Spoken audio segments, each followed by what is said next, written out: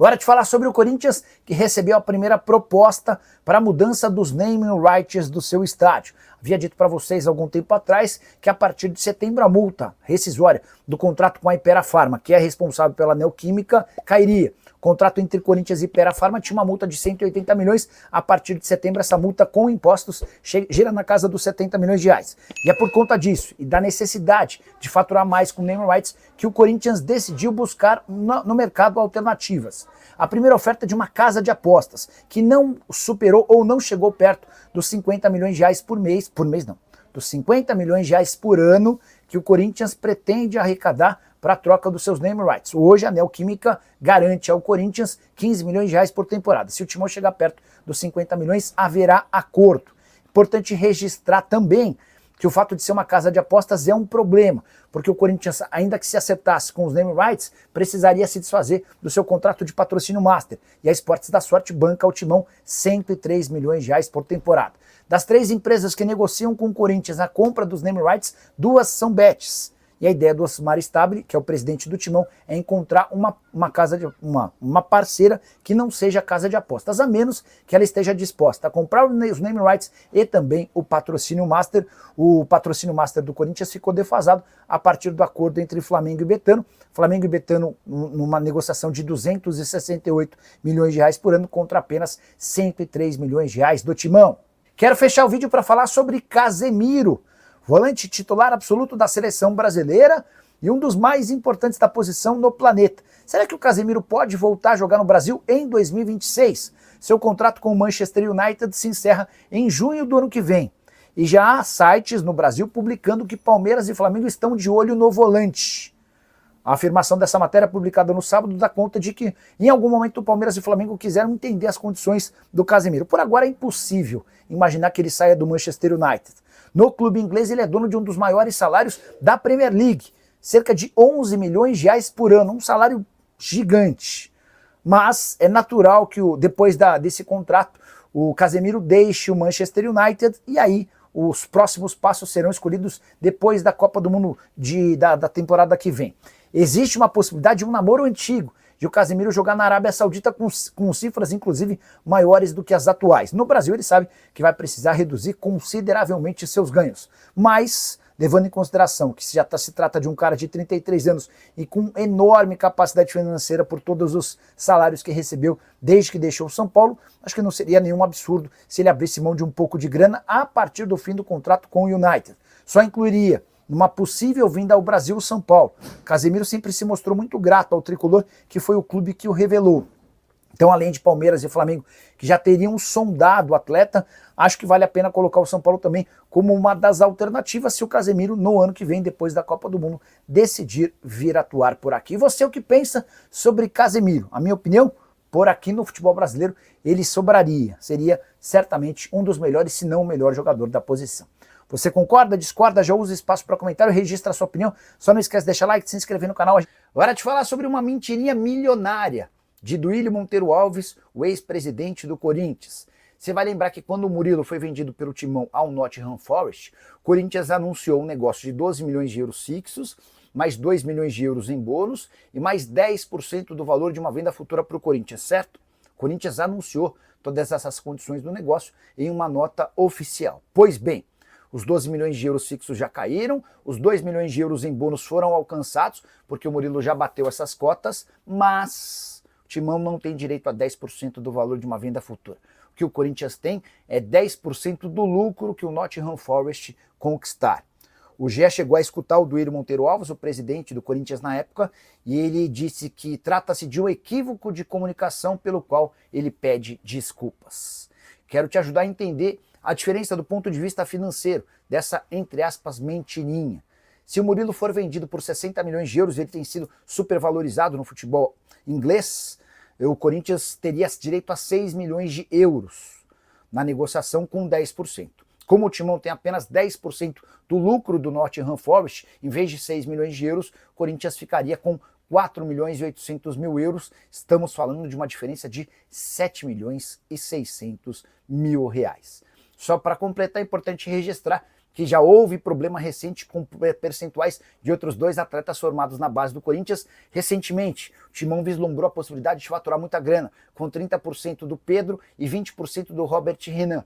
Só que o Augusto Melo, também ex-presidente, vendeu esses percentuais sem que ninguém soubesse. Hora de falar sobre o Corinthians, que tem proposta polêmica para patrocínio. A Fatal Model, agência de acompanhantes de luxo, está disposta a colocar dinheiro, e bastante dinheiro, no Timão. O namoro é antigo, desde 2022 que a Fatal Model tenta se associar ao Corinthians. Um dos diretores da empresa é torcedor fanático do Alvinegro e tenta convencer o presidente Osmar Stabile a fazer negócio. Entre outros movimentos, a Fatal Model já se colocou à disposição para ajudar no ano passado na contratação do Paul Pogba, agora a pagamento das dívidas relacionadas a Memphis Depay e também para patrocínio na camisa. Talvez a mais polêmica das ofertas da Fatal Model tenha sido de estampar o seu logo no time feminino. O Stabile reluta com a ideia e pensa os prós e contras. Vale a lembrança de que a Fatal Model já está em outros times de futebol no Brasil, como por exemplo no Vitória, mas recebeu nãos, inclusive do São Paulo. O Tricolor tinha no ano passado uma oferta bem acima da realidade do mercado para estampar a marca da Fatal Model em sua camisa, e o São Paulo optou por não levar essa história adiante. Tenho a impressão de que o Corinthians vai pelo mesmo caminho. Há muita preocupação de como é que esse patrocínio seria encarado por torcedores e também pela opinião pública.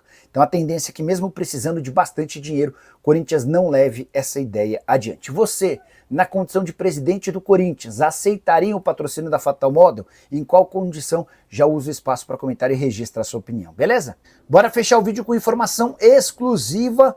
O Corinthians trabalha nos bastidores para acabar com a exclusão a qual ele foi imposto no movimento de clubes formadores. Bora retomar essa história para você entender direitinho. No mês de janeiro, o Corinthians tirou do Palmeiras um atleta chamado Pedro Morelli, esse jogador das categorias de base com menos de 16 anos de idade. Isso causou revolta no João Paulo Sampaio, gerente das categorias de base do Palmeiras e um dos principais articuladores do movimento de clubes formadores. Esse movimento existe para conscientizar os times a agirem de forma única em atletas até 16 anos. Só para lembrar que atletas de 14, 15, 16 anos que não assinaram contratos profissionais, eles têm uma relação muito tênue, muito leve com os clubes. E para evitar uma grande guerra, uma grande concorrência entre esses times, criou-se o movimento de clubes formadores, que tenta regularizar esse mercado de atletas que ainda não assinaram esse primeiro contrato profissional. O primeiro contrato profissional é permitido a partir dos 16 anos, a partir daí está tudo liberado. Se você pagar a multa rescisória, você leva o jogador, como aconteceu recentemente com o Cauê Furquim, jogador que pertencia ao Corinthians, tinha um salário de R$7 mil, até por isso sua multa era de R$14 milhões, o Bahia pagou a multa rescisória e levou o atleta. O movimento dos clubes formadores combate um outro tipo de negociação, de jogadores até os 16 anos, tá? E há uma série de implicações no Corinthians a partir do momento em que ele foi excluído desse movimento. O Timão deixou de ser convidado para torneios, embora um deles tenha acontecido uma coisa muito maluca. A Copa Votorantim tinha o Corinthians como convidado, além de todos os outros grandes. Só que 13 times que compõem o movimento dos clubes formadores exigiram que o Corinthians fosse retirado da Copa Votorantim, que é organizada por um torcedor declarado do Corinthians. Esse cara não aceitou a retirada do Corinthians e os 13 clubes que exigiram acabaram por não participar do torneio, que acabou sendo realizado com equipes bem pequenas do interior de São Paulo, em substituição a Palmeiras, São Paulo, entre outros gigantes. Também houve problemas com a Copa Nike, e o maior risco agora em relação à Copa São Paulo de Juniores. Se o Corinthians não solucionar essa exclusão, é possível que ele não possa participar da Copa São Paulo, torneio mais tradicional de categoria de base do futebol brasileiro, marcado para janeiro do ano que vem. A Federação Paulista também tem pressa em regularizar essa situação para evitar qualquer tipo de problema, não tendo o maior campeão da Copa São Paulo.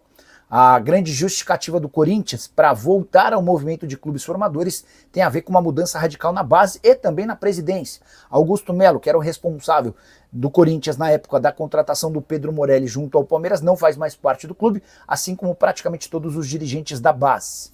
Uma série de encontros tem acontecido, incluindo o presidente do Corinthians, o presidente do Palmeiras, o João Paulo Sampaio, e a tendência é que o Timão seja devolvido ao movimento de clubes formadores, o que vai permitir sua presença na Copa São Paulo. Prometo ficar de olho nessa novidade e qualquer coisa conto para vocês. Só não esqueçam de deixar like, de se inscrever no canal.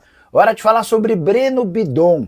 O volante de 20 anos de idade do Corinthians interessa ao Al-Ahly da Arábia Saudita, pelo menos é o que garante a CNN Sports. É importante lembrar que na Arábia Saudita a janela de inscrições só se encerra em 10 de setembro, ou seja, ainda há prazo para esse tipo de negociação.